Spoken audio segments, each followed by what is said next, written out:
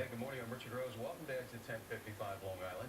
We begin this morning with the opposition to a proposed OTB video lottery terminal for a very congested section of Nassau County. This week, hundreds of people showed up at a public meeting to say, not in my backyard. TV 1055's Ouija Jang was there. The message to casino developer OTB could not be clearer. It doesn't belong in this community. Stay away from Westbury.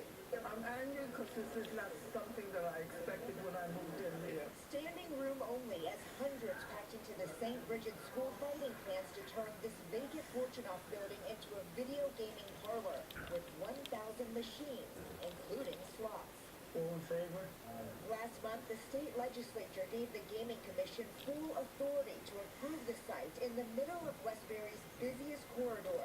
The public and elected officials had no say. It was done behind our back because we didn't know about it until just 3 weeks ago. We're trying to come to a place where OTB realizes that this is not the right location and there are other locations that are more suitable. Some suggest the Nassau County Coliseum, but OTB has no plans to change locations, saying the facility would generate $20 million a year for Nassau County, $80 million for the state. What we're not building is a casino.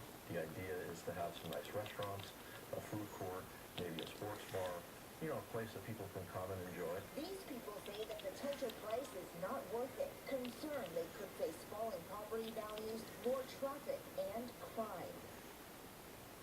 And joining us now is Henry Cernitz of the Meadowbrook Point Merchants Concourse Civic Association. Welcome to the show. Thank you. And you're a civic association that was well represented at that meeting earlier this week. There's been talk that perhaps you might try to sue to block this project. Is that so? Well, that is true. We are in consultation with the Village of Westbury and other attorneys in the area. We really can't do anything technically under the law until an actual decision is made.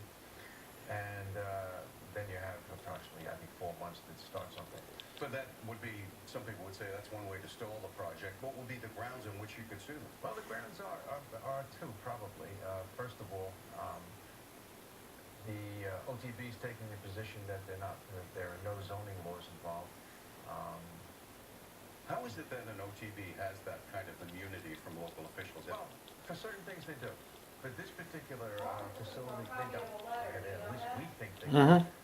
There are various provisions in state law which require, once they give out the once they decide on the actual location, then they want to give somebody the license to run it.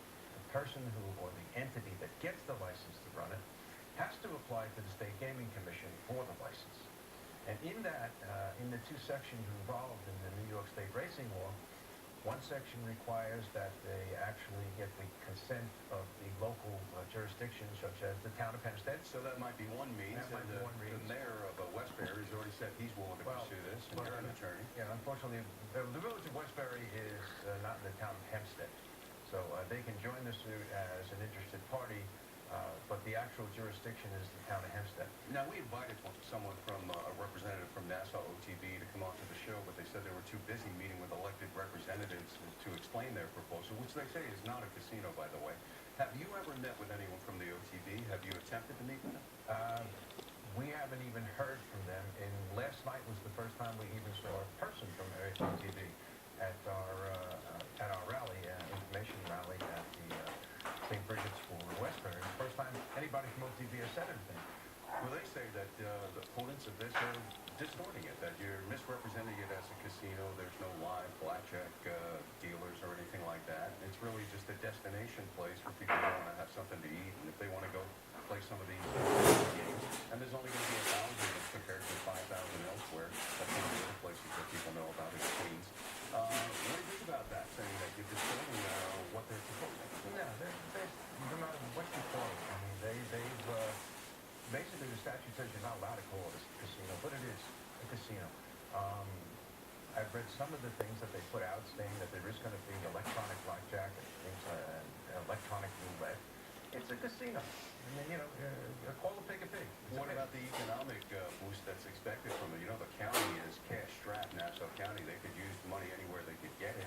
They're saying it's going to generate $20 million, $80 million for the lottery funds. Well, you have take that with a grain of salt right now. I mean, we don't know what they're basing their estimates on.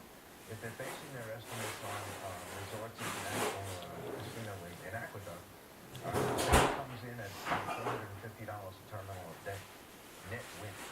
Okay, when you go to Yonkers, it's $250 a day. And we have no idea what's going to come in here. And we've seen now a mixed bag for casinos around the country, some of them losing money, closing down, declaring bankruptcy. So there's some people think that some of these numbers should be viewed with a grain of salt. Yeah, I'm sorry.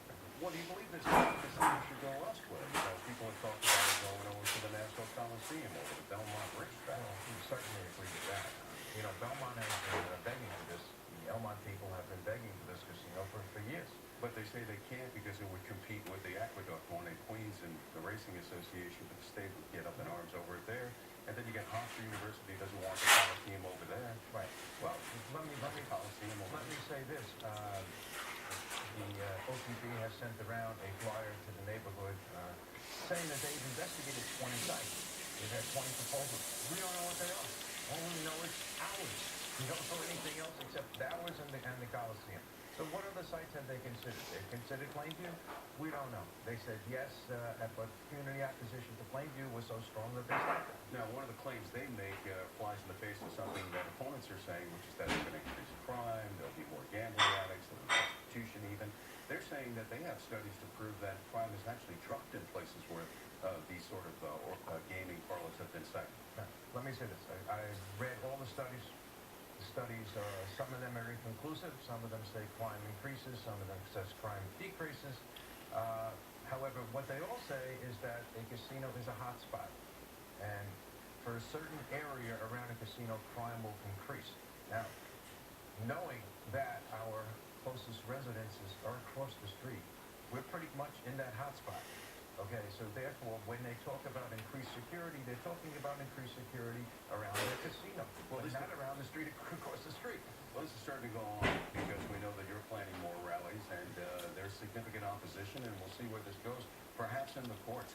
Henry Cernitz with the Meadowbrook Point Merchants Concourse Civic Association. We want to thank you for stopping in and talking with us. Thank you very much. Thanks for your time. And when we return, a Long Island family thinks